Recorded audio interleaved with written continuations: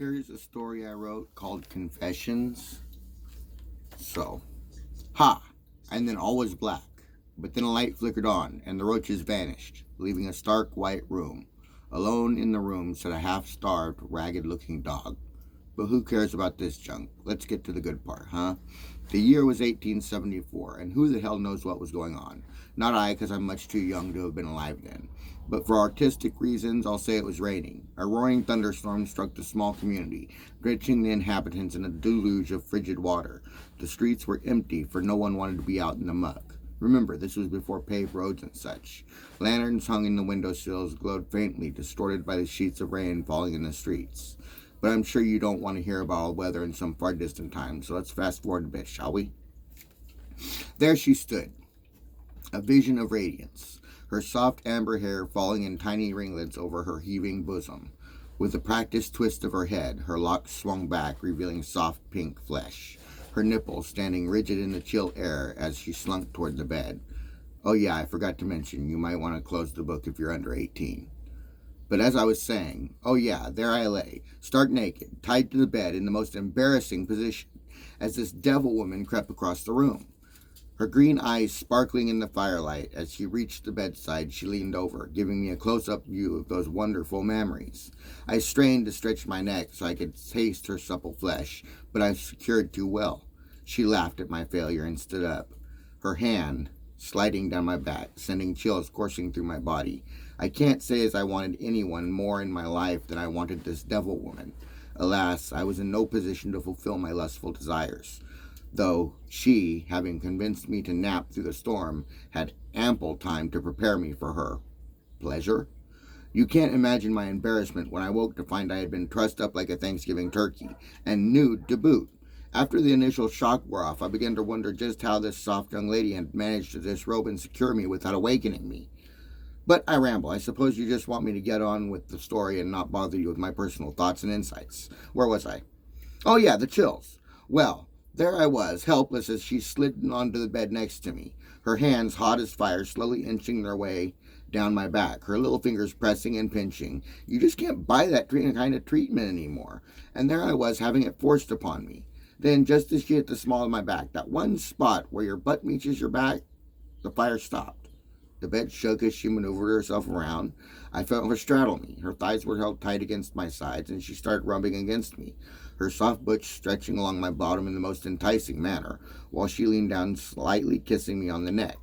Oh, how her lips felt, soft, wet, and hungry for me. I felt uncontrollable pressure beneath me. Yeah, I dare you to go through this without popping wood. Then tell me it's not uncomfortable. Anyway, here I lay, propped up on my own erection, with a naked devil woman astride my back. Her kissing didn't stop at the neck either. She slowly worked her lips down the side of my neck, along my shoulders, leaving what felt like small puddles of ice in their wake. This was a new and totally unpleasant feeling for one of my calling.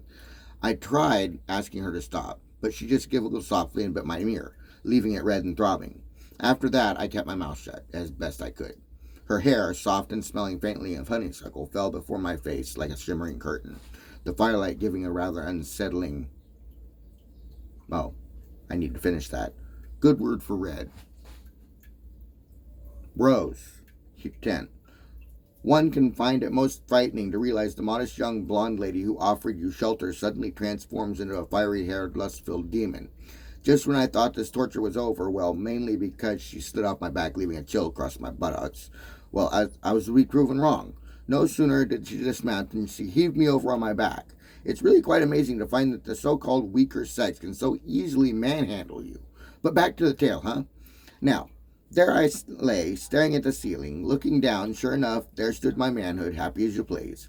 Being all of 34 and never being around a woman since I left the cottage at 6, 7, well, this was quite a new experience for me. I mean, it's been stiff before, but this was just so painful. That's what it was. I mean, it was like I was throbbing, straining, trying to burst through the flesh that held me to get at this seductress. Never in my entire life had my, tallywhacker swelled like this. What had this woman done to me? In the whole 30 seconds it took to take this all in, can you believe it? She had produced a duster. You know, one of them feathery things used to brush dust off stuff. Well, my first thought was, she's lost her mind. What's she going to do with that? Like it'd do anything. Boy, was I wrong. She sat at her job, slightly wishing the feather over my bare toes. I immediately burst into laughter and squirmed with all my might to get away from that fiendish device. Well, being tied to the bed, you can bet I didn't get far. Still heaving and laughing, I started begging the Lord for help, but I'm not sure if he hears prayers punctuated by hysterical laughter, because for all the prayer I sent,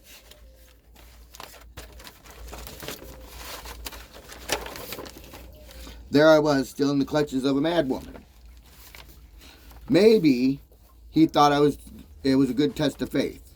Or he was busy and just thought it was too funny to stop anyways. I was left to my torture. The itching, tickling sensations were just crusting my thighs, and I bucked up and down, getting brief snatches of loss of contact, for when some reason she stopped.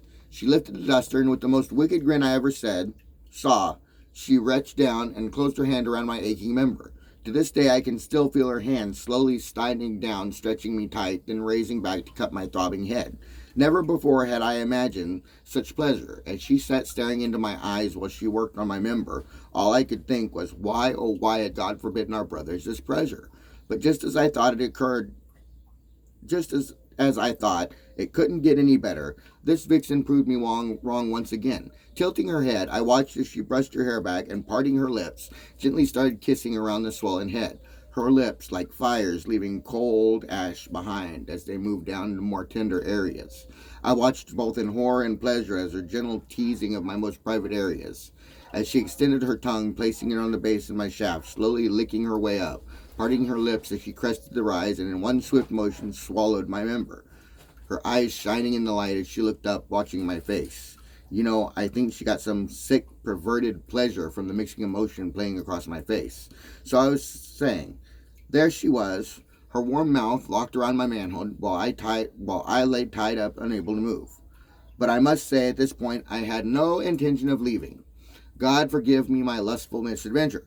Her tongue slithered like a snake around my throbbing, aching member as she slid in and out of her soft lips. After a few minutes of this treatment, I started bucking my hips again, but this time for a whole new reason. At that time, I had no idea what I was doing. It was just instinctual, I think. I felt a stirring in my groin and a hot pressure rising, but she must have known what was happening because she grasped the base of my shaft with her hand and clamped down tight. I could feel the pressure building there as she worked her tongue over the swollen tip of my shaft, leaving tingles in its wake. Then, just when I couldn't take it any longer, she pulled that little hand away, and I exploded, screaming out for the Lord to forgive me. And there I was, covered in my own semen, as she stood looking down at me. How long I lay there panting for breath, I can't recall. It was only when she slid on top of me that I recalled my predicament. But surely she must be done with me by now. I mean, I had blown up. I felt emptiness in me that I'd never experienced. Like I'd lost something that had been there my whole life. To my amazement, even after the eruption, my tallywhacker was still stiff as a board, and once again in her hand. Only this time she was kneeling over it with her hand grasping it from behind her, holding it straight while she lowered herself, letting it pierce her body like some spear in battle. I thought for sure she would cry out, but it seemed she felt no pain as she slid down, impaling herself. Only when I was fully inside did she make a sound, more of a moan than anything I can name. But still, it was a relief to hear something, as I'd been silent since she offered me her bed upon my arrival. Looking down at me, her hair framed her face like some archaic battle helmet as she smiled once again, showing pearly white teeth. It set me a bit on edge because she reminded me of some wild animal growling at her kill. Leaning down, she plants her lips on mine, her tongue pressing her lips apart, exploring my mouth. A most pleasurable experience, I must say. Placing her hands on my chest, this devilish vixen lifts her hips, easing herself off my shaft.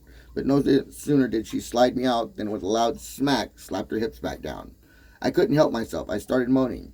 The faster she repeated her little jump, the more I would grunt and moan. I mean, it was a beautiful thing. It's really hard to explain, having your manhood buried inside a woman. She was soft and wet like velvet after a wash, and oh so warm.